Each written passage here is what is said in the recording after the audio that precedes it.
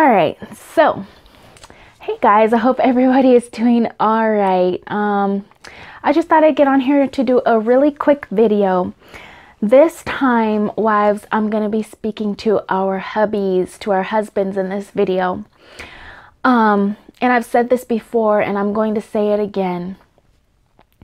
A husband has a harder role, I believe, than a wife does, because although the wife can be the husband's helpmate and she's the one that takes care of the household and the children, the husband is who the whole family looks up to. Your wife looks up to you. Your children look up to you. So I've said this time and time again, a man's family is only as strong as he is. So if a family is dysfunctional, if a family is not what it needs to be in Christ, it's because it's a reflection of the man and his household and how he is in his demeanor, in his taking care of the household, and his being a provider. And the reason why I say that is because the man, like I said, has an enormous role in his family's life. And being that you're the protector, you're the provider, you're the one that gives direction, you are the one that gives your daughters her self-worth, you know, other than the Lord, of course. You know, I'm speaking apart from that. I'm talking about the husband's role in an actual family. You're the one that shapes your sons to be good protectors and providers and leaders themselves for their families. Not only do you have the ability to save and change your family and be the strength of your family, you have the ability to save your generations to come.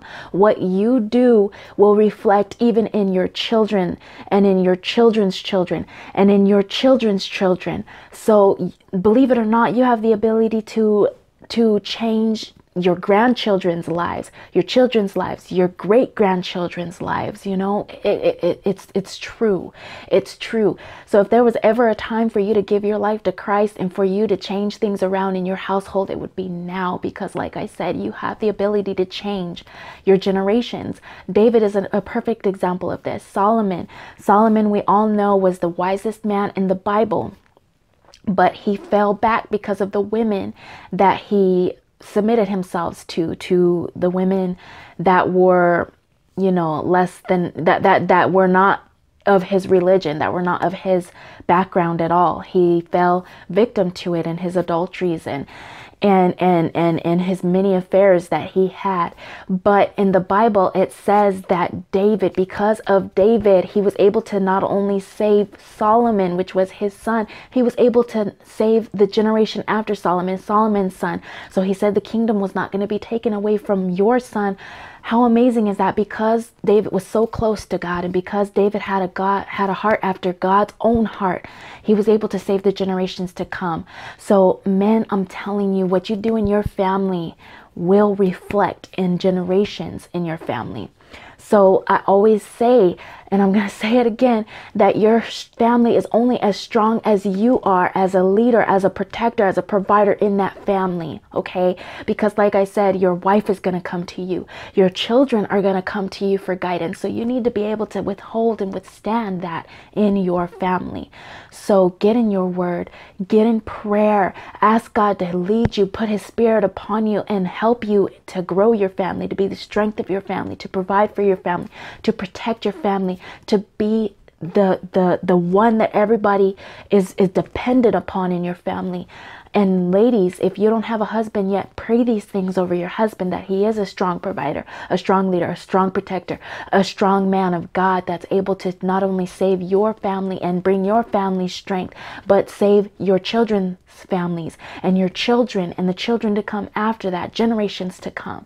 Okay, it's a perfect opportunity if you're single for you to be praying these prayers over the husband that you want God to bring into your life. And so Men, yes, it is a huge role, but it is a wonderful role for you to have in your family, for you to be the strength of your family, for you to be the one that everybody depends upon. That is a beautiful role, okay? It's beautiful. And for you to change not only your family, but the generations to come, what a beautiful testimony that will be. Look at the men in the Bible, Isaac, Abraham, they all had sons and generations that came after them of men, you know. It started with Abraham, then it went to Isaac, then it went to Jacob. You know what I'm saying? It went on from generation to generation, and eventually it born Jesus. It born Jesus, the Son of God, you know. You have the ability to do that. You have the ability to do that. You have the ability to be that person in your family's life. So don't tear your family down. Don't tear your family down. Bring your family up. Uplift your family. Be there for your family. Ask God to help you, to guide you through in your family, okay? It will only be a blessing to everybody around you, okay? You'll even influence your friends.